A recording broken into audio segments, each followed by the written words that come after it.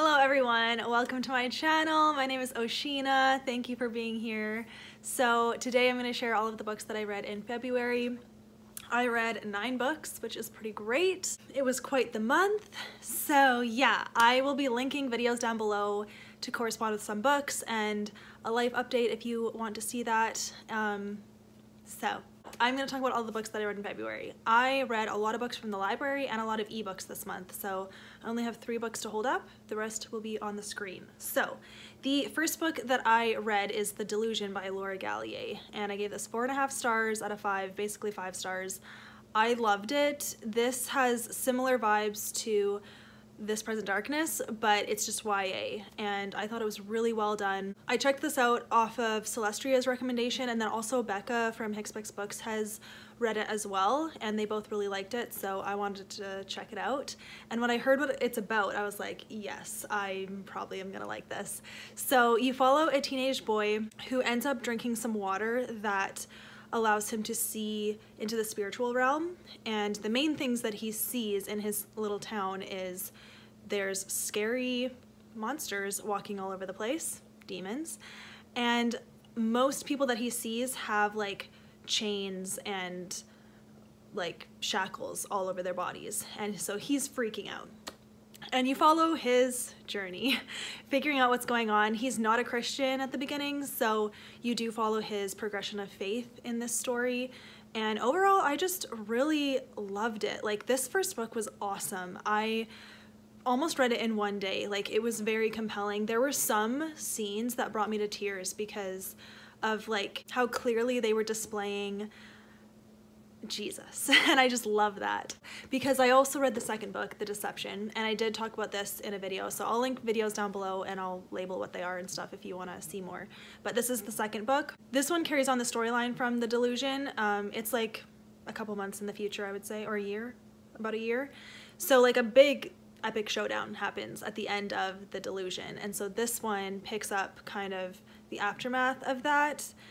And he's 18 or 19 now in this book, still super new to the faith and has a lot of skepticism still, and so he's like dealing with that because it makes his life harder because demons are able to deceive him. And so yeah, I really liked this one too. I found it like a bit slower and a little more frustrating to read, I guess, because he was saved, but he didn't have a lot of like the practices that Christians do to like keep themselves out of harm. So he like got himself into situations that wouldn't have happened if he was reading his Bible on the regular and praying and going to church and, you know, all those things. So as a Christian myself, I was like, oh, I know exactly what he should do to like have a good time. But it was very accurate for that reason, and I really enjoyed it. I got a lot out of this one. It definitely met me in a time that I needed it to. So again, I'll link videos down below if you want to see more. But I did give this one 4 stars, liked it. There is a third book called The Defiance, and I definitely want to try to get my hands on that one and read it because I can't wait to see what happens. Yeah. Then I buddy read a book with Katie, so I will link her channel down below. She has a channel too. She's so sweet. So she saw that I was reading The Number of Love by Roseanna M. White, and she asked if we could buddy read it, and I was like, yes. Honestly, if we didn't buddy read it, I probably would have DNF'd it, so that's good, because I ended up giving it 3 stars. Like, it had some good parts. I skimmed a lot of it. I found a lot of parts boring. So I'll tell you what the book is about. So The Number of Love follows a girl who is a code breaker during World War I or II. But anyways, so it's during one of the wars. I'm pretty sure it's World War II. She's a code breaker, and she like intercepts German codes and decodes them. Duh. And Katie mentioned this in her review too, and I actually agree with her, that the main character, Margot, definitely had some like autism spectrum vibes, just because she was very obsessed with numbers and she thought in numbers, and God also spoke to her in numbers, and she was very adverse to emotions. She didn't like feeling her own emotions, and she didn't understand other people's, And romance was just not even a question for her. She was like, no, not interested. I don't want to get married. I want to go to university and be a scholar and do what I'm doing. So that was interesting. It was actually refreshing to see a female character like that. But of course there's a romance in it, so that was kind of funny. So this other girl ends up working with the Codebreakers, and her brother is the love interest. So he was very sweet. I liked his character a lot. Definitely forget his name. I think it's Drake. He was a spy, which was exciting.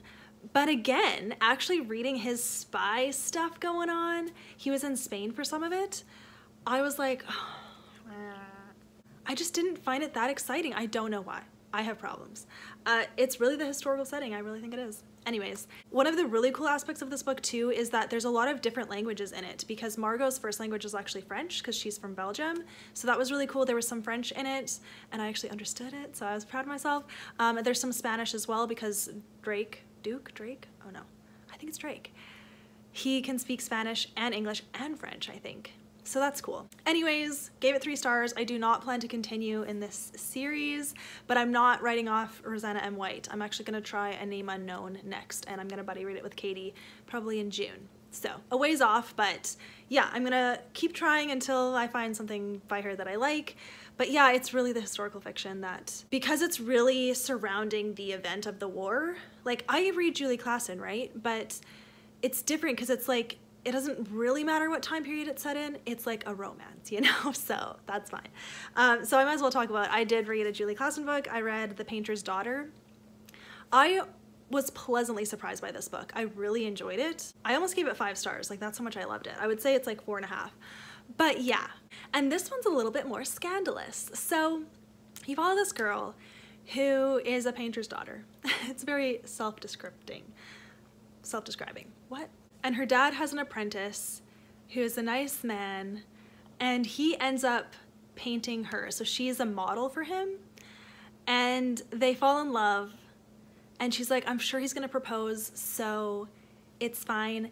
They sleep together, she gets pregnant, she thinks he's gonna propose, but really, he leaves to Italy.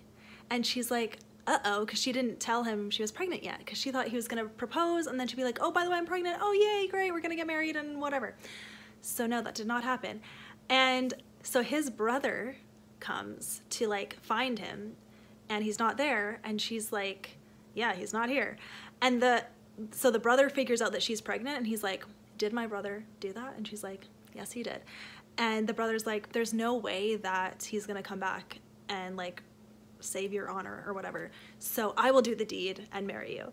And that part, because it's historical, I was like, all right, fine. But I was also like, whoa, like they just met and he is offering marriage. But mainly because he's a soldier, he knew he was going back to war, he figured he was gonna die, so marry her, save her honor, he dies, whatever. Anyways, so it's a little complicated like that. But, and you hear that and it's like, ew, I don't wanna read that. But actually it was written so well, because so then she like goes with him to his family. They announce they're getting married, and the family's like, what? Because it just doesn't make sense, of course. Like, even to the reader, it doesn't make sense. But the dynamic between the two of them was so satisfying to read about. I loved it. There was also a little bit of faith in here about like redemption and shame and forgiveness, and I really enjoyed it. And yeah, there was some drama, some family drama. And Julie Klassen just writes family dramas so well. Like, I super enjoy it. So there you go. I really liked this one. I think a big part of why Julie Klassen can write, you know, love stories over and over is because she makes her heroines so likable. I don't know, you just like are so on their side. There's something about them that's very endearing, and I just love all of her heroines. And her heroes, you know, you can take them or leave them most of the time, but at the same time, it's like, oh, so satisfying when the heroine like falls in love and is like valued for who she is. And anyways, I enjoyed it. Okay, then I read Her Faith Restored by Cynthia Herron, and I was pleasantly surprised. I really liked this one. This is book 3 in the Welcome to Ruby series. And in this one, you follow 2 characters that work at the same place, but the guy is like newer, and so the girl is feeling threatened by him. And they work for like an old folks home that puts on events for old folks. pretty much. And I just found their banter like really funny and satisfying to read about, and the faith was really good. There is kind of like a side storyline of one of the older men is like very against Christianity, and the two characters kind of work together to bring him to Jesus, and it was really satisfying to read that. I just found it very funny and just enjoyable. It was an easy read, so I would recommend it.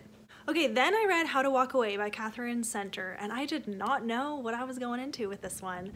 This one could be triggering, I would say. I mean, all of her books could be. They usually tackle like pretty intense topics, I'd say.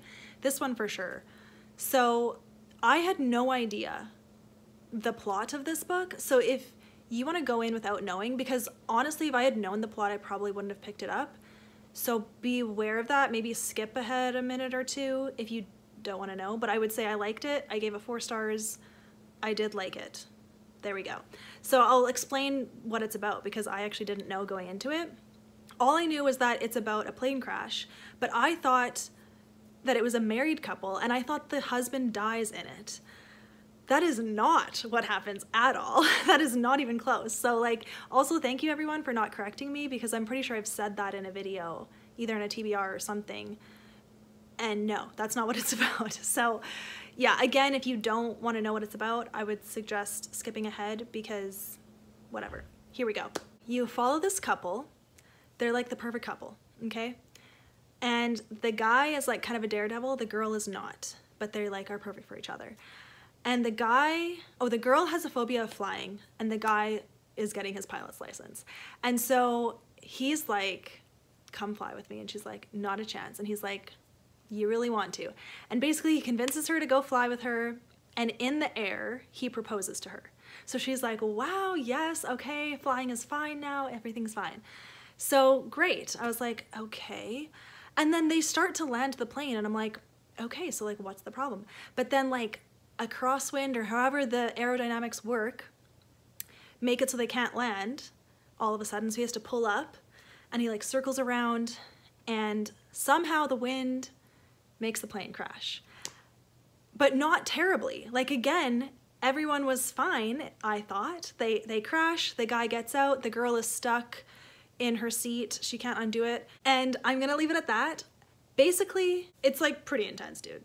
It's written so it's like, yikes. You know what happened to her? Most of the book is she's in the hospital. And yes, okay, there's a romance as well, and it's very cute. But she is going through super mental battles, and I was not quite prepared. Like, I was okay reading it, but while I was reading it, I was also dealing with my own mental health shakiness. So it felt slightly like a little close to home. Like I knew some of those feelings she was talking about. So just so you know, I had to really go on about that. But anyways, I really enjoyed it though. Katherine Center, I like her as an author because she just tackles really hard topics, and she spins hope into them so beautifully without bringing Jesus into it, which is so fascinating to me. Nothing Christian about this book. Like, they definitely swear, there's F-bombs dropped, not super often, but you know, they're there that I remember. And like one makeout that like wasn't even that bad, so that was fine. Like there was no sexual content, but there were F-bombs. And other than that, I really did enjoy this book. But if I had read what it was about, like, I don't really like the idea of reading a character that's just in a hospital the whole time, but it really was done so well. There was things like through every chapter where I was like, I really want to keep reading this. Plus, again, Katherine Center writes really great female characters to read from. They're just like so relatable, and her writing is so easy to read, and there we go. So if you've read this book, I'd love to hear what you thought of it, and that's that. The nonfictions that I read 2 nonfictions. The Purpose-Driven Life, I started this in January, finished in February. This is basically a devotional, a 40-day devotional on how to know your purpose as a Christian, and it like kind of just walks you through how to cultivate a relationship with Jesus, how to worship him, how to give your life for him, and you will find your purpose within that. And it was really nice. I really enjoyed it. I see why everyone hypes it. I thought it was great. The other nonfiction that I read is It's Not Supposed to Be This Way by Lysa Terkeurst, and I loved this book. Literally, I feel like God knew that I needed to read it. I saw it on my shelf and I was like, I need to read that. I know I do. Because I started this at the beginning of February when I was like, where's the job, right? Like, I was unemployed for all of January and February. It was really scary, and reading this book helped me so much to not give up and to turn to Jesus. She gives like practical Bible verses. She also just shares her own story and her own feelings, and I just felt so validated in my feelings. She's very encouraging, and I feel like she's just writing to you as like a friend. Like, I just love her writing. I love it so much. It really works for me. And I just really appreciate her vulnerability in this book and the way that she lives her life. I just really respect her. She's not perfect, but that's okay because I'm not either. And I feel like I learn a lot from her. So I loved this book. I can't wait to read more by her. She has a bunch of books I haven't read. I've only read Unglued and this book and Embraced, her devotional. But I want to read everything that she's written. I think she is really gifted. So there's that. I have one DNF, and it is Pony by RJ Palacio. So yes, I read this because I wanted to participate in the group read for middle grade March, and I got it from the library kind of early, and it was due back. It had holds, so I just read it in February, and I didn't even finish reading it. I DNF'd it because I just found it so boring. I could not get into it. Like, I did give it a shot, and it was boring. You follow this little boy whose father is taken by these men in the middle of the night, and he's like, I have to go find my father. So he goes. A pony shows up on his property, so he rides the pony to go find his father. I found the ghost aspect. So there's a ghost. He has a friend that is a ghost, and I just found it not, I don't know, like, I didn't have a problem with it, but I didn't feel like it didn't improve the story for me. The ghost was really just like his conscience, or like guardian angel, if you want to say that. Like, that's not accurate, but you know, like it just was like trying to make him follow the rules and like protect him and keep him safe. Like, it was really just kind of like a buddy for him. And I don't know what the point was, but also I didn't finish it, so maybe there was more of a point. Anyways, he ends up running into this dude in the forest, and they travel together to look for his dad. And up until I got to page 130, up to that point, they were just traveling through the woods, and they were talking sometimes, but I just found it so boring, and I don't know, I just was not into it. So I DNF'd it, and what else can I say? That's how it is. So I know I'm not the popular opinion. Like, I'm not a great gauge if something's good or not in terms of middle grade, because I'm really picky when it comes to middle grade, and writing and characters and storyline are so crucial, and if they don't all line up, I won't like the story. So that's kind of what happened with this one. But that is it. That is my wrap up. Thank you for watching this, you guys. I will list all of the books down below with their authors. I'll link videos down below, all the stuff. Check the description. So I'd definitely love to discuss your thoughts if you've read any of these books. Let's discuss if you feel the same way or if you don't. I hope that you liked the books better than I did, that I didn't like. On to March. I'm really excited. I will see you guys in my next video. Bye. And thank you for being with me on my channel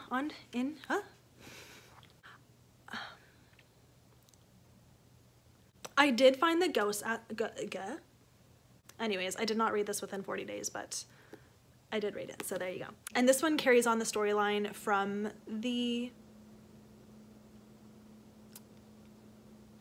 I have the names mixed up.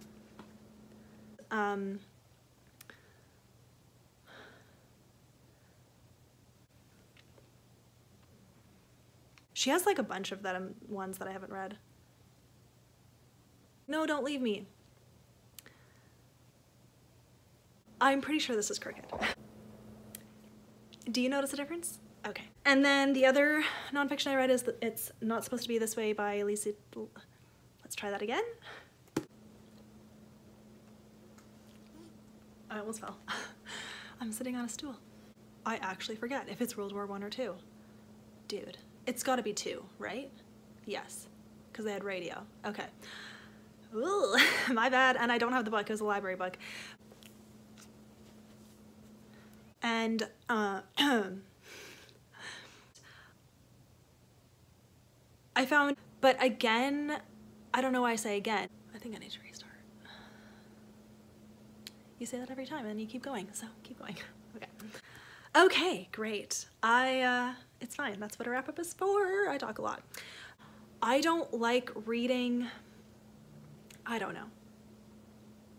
I don't like reading. Whoa, that's not true. Yes. What do I want to say? This one kind of like carried the